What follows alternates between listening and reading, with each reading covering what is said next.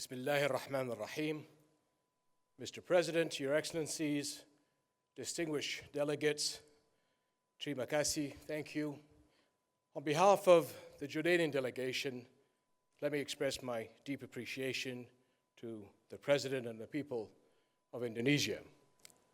This gathering is a tribute to Indonesia's long-standing contributions to South-South cooperation and peace. My friends, Assalamu alaikum. It is an honor to be among you.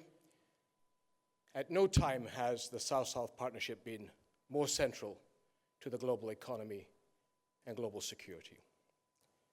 Coexistence, mutual respect, and solidarity is our heritage.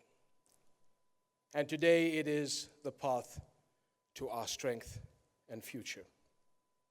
A future of security and peace, a future of strength and development, growth and prosperity.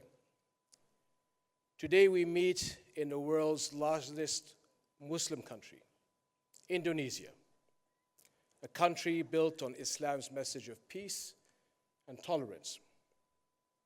This is the very message with which Islam came through this region, establishing a heritage of cultural wealth, trade, and regional cooperation. The same principles of diversity, openness, and peaceful coexistence bind Muslims everywhere to their societies and neighbors. Islam teaches the equality of human beings, mercy, respect for the dignity of all people, and living beside each other as good neighbors.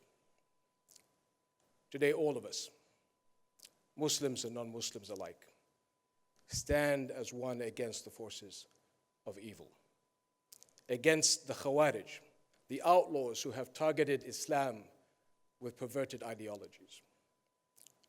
All of us stand as one, the way we Jordanians stood together with my friend Prime Minister Abe of Japan when terrorists threatened our citizens, and our people stood as one when terrorists murdered 2 innocent Japanese hostages and our hero pilot.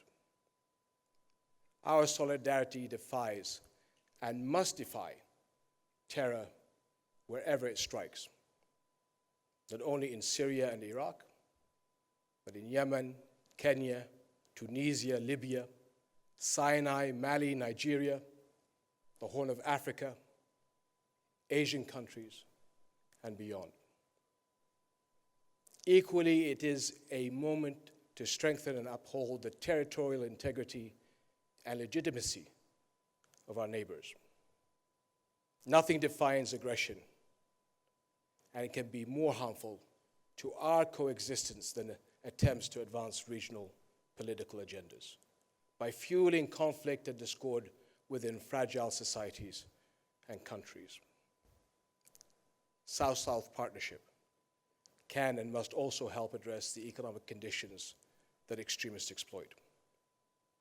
Radicals prey on the vulnerable. Our countries must be champions of inclusion, creating new opportunities for young people and giving everyone a stake in peaceful society. Here at the summit and beyond, our cooperation can create new avenues for economic growth, development, and opportunity for all. Let us keep in mind that every one of the top 10 refugee hosting countries is an Asian or African country.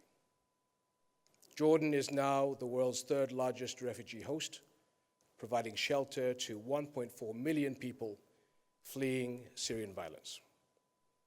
These burdens are ones that our region have to deal with and overcome together. Friends, in 1955, the original Bandung Conference was notable for upholding the rights of Palestinians. And who could imagine that 60 years later, Palestine would still not have statehood? This crisis is the world's crisis. Failing to uphold the principles of global justice has spread the seeds of cynicism and division worldwide. It is time to complete the work begun so long ago. Let us act as one for a just and lasting settlement of the Palestinian-Israeli conflict. My friends, 60 years ago, the Bandung Conference gave a new voice to emerging nations. Its work created the basis for the non-aligned movement and its steadfast principles: equality among nations, full dignity and rights for all peoples, cooperation for development, and global justice. Our regions are very different today than they were 60 years ago. Asia and Africa have achieved extraordinary milestones in political sovereignty and economic growth. But with these gains have come new challenges, new threats, new expectations. To meet them, the Bandung principles remain vital. Asian and African solidarity has helped our countries become a decisive force in world affairs.